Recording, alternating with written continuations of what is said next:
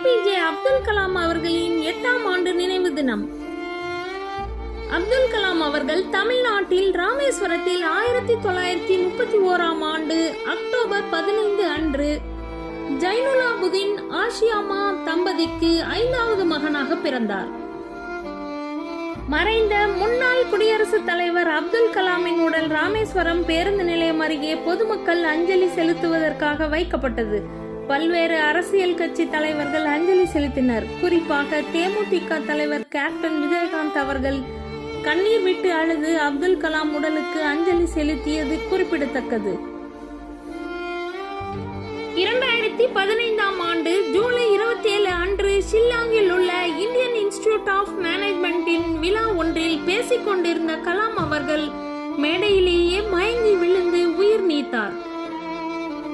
இளைஞர்களுக்கு வழிகாட்டியாக இருந்தவர் அப்துல் கலாம் என்று புகழாரம் சூட்டினார் கேப்டன்.